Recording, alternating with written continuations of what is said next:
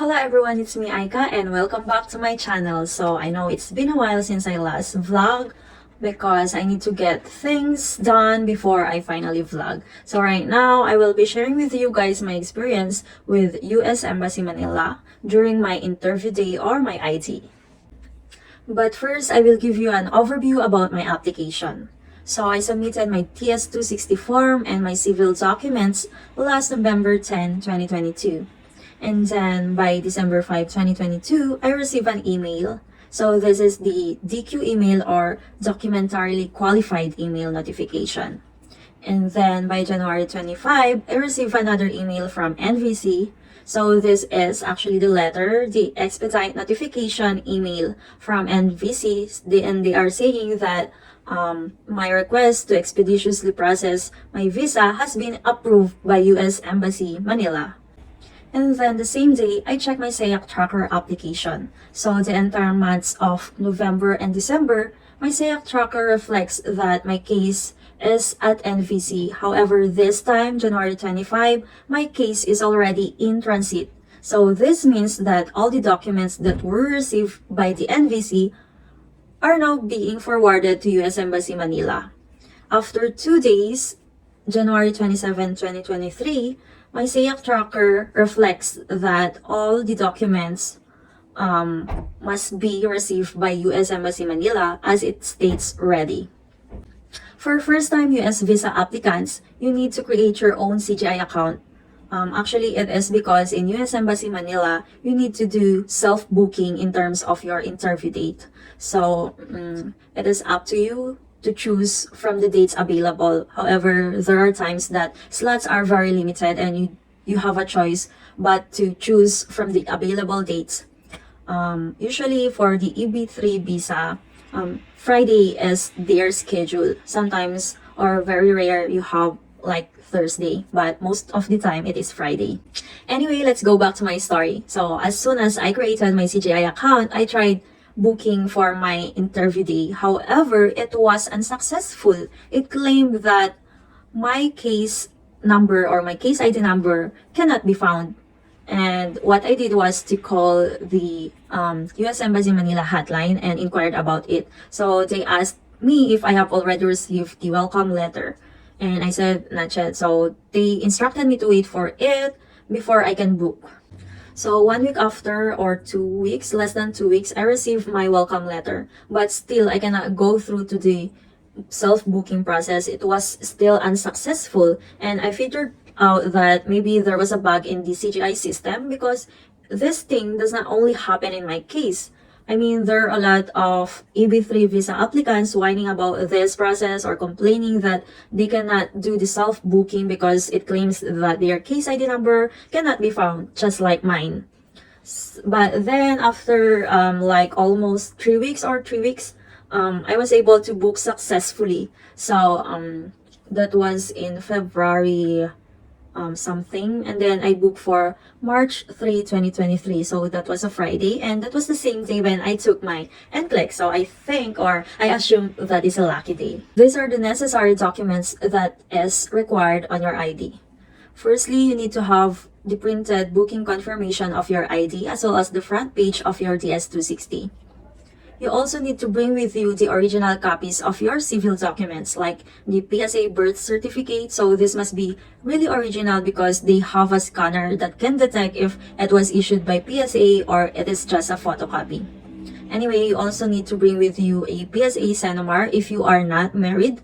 But for married applicants like me, I need to have a PSA marriage certificate and the PSA advisory on marriage. So this is the PSA AOM is the same with the Senomar. However, the AOM is issued to married people. Aside from that, you also need to have a proof that you are a USRN, such as a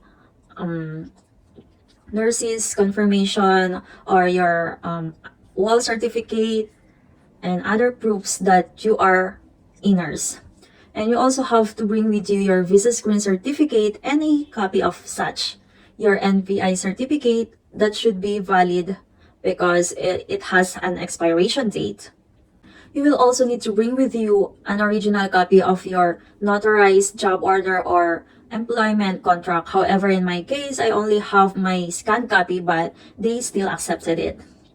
And then don't forget to bring with you your passport and 2 pieces 2x2 visa pictures.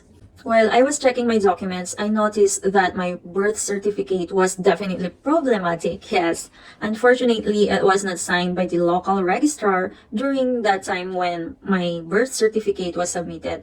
And aside from that, it was also a delayed registration. So that's why it contains 2 pages, because on the next side, there was an affidavit of delayed registration.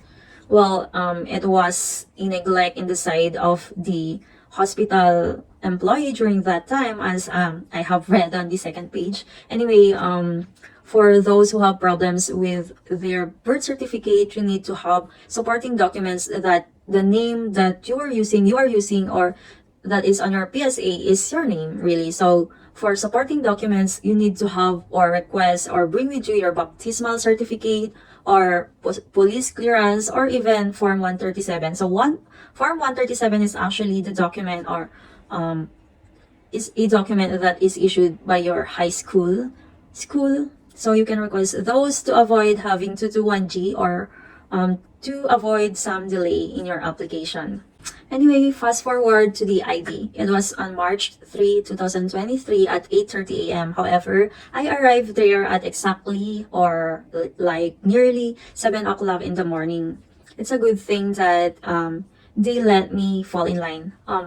Before I forget, everyone who is entering the US Embassy Manila are not permitted to bring any gadgets like cell phone, tablets, smartwatch, things like that. So you need to leave your essentials at your home or outside. There are a lot of vendors that you can trust there, actually.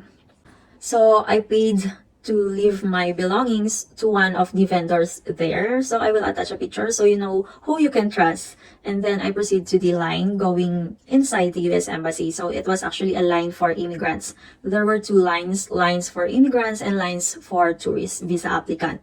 And then at exactly 7:30, I was able to go inside the building. So as soon as you reach the first security, they will ask for your passport, confirmation of your booking, and then the front page of your Ds260. If you have everything, then you can proceed to go to the line going inside, and then there will be another security check. And the same thing, you need to place your front cover of your Ds260 inside your passport, and you will give it to the security or to the personnel there. And then they will confirm your booking, and you will have a sticker. They will stick it at the back of your passport. So you will enter in a door where you will need to have your belongings and yourself checked first with the x-ray machine or something like that. And if you are good to go, they will instruct you to which part you will need to go. So another building, it will be actually the main building. It's like the first building is for security check or something. So if you arrive the next building, which is just a few steps away from the security check building, there will be again another set of security checking. So you will have to leave your bag or give your bag to the security, and you will have to pass through the x-ray thing. And then if you're good to go, you will be asked to go and wait for your turn. My pre-screener was a man. He was very friendly and he has a humor, he was joking and then asking some things like my name, my personal information mostly, and he did the same with my husband. However, there were a lot more questions in mine. And then I forgot to edit my employment history in my Ds260, so he asked me to go outside and edit it, and he only gave me like an hour. If I fail to go back within an hour, then I need to reschedule my ID. So make sure that everything in your Ds260 is perfect and accurate before your ID, so that you can like cut down your delays or less hassle. So that was the only thing that made my ID long, because I need to go out and edit my Ds260, retrieve my phone to where I leave it, and then I went back inside. Anyway, that was the only problem. He didn't ask about my late registration because I was only, my birth certificate was only delayed for a week. I mean, for a month to register. After that, I went to the fingerprinting. The lady there was definitely very nice and accommodating. She was friendly too. So we were in the waiting area. Then Consul number 59 called me and my husband. So the first thing we did was the oath taking. And then she started asking about my employer. Who is my employer? Where will I be assigned, like the city and state? And she also asked if I work abroad. And there were also some questions about my PSN. When was my graduation? How many years am I practicing as a nurse? So the hourly rate, things like that. Actually, nothing really complicated. And she didn't even have a question on my delayed registration of the birth certificate. You know, everything went pretty well. And she said, I'm approved. I will just have to wait for like 2 weeks before my passport and my visa arrive. And yes, she also reiterated about the expiration of my medical. She reminded me that we need to leave Philippines before my medical expires, because that is also when my visa expires. So that was March 3, 2023. I actually left the US Embassy building by 11 together with my husband, and we retrieved our belongings outside with the vendor. Once again, my ID was March 3, and then my visa has been approved by March 8. However, if you are lucky enough, you will have your visa approved the same day, as it will reflect on your SEAC tracker. But in my case, I waited for 3 working days before it was issued. Anyway, I also received an email from LBC stating that my visa packet is being processed for delivery. By March 10, I already received my visa packet as well as my husband's visa packet. So that's it. I hope you have learned something from this vlog, and see you again soon. Bye!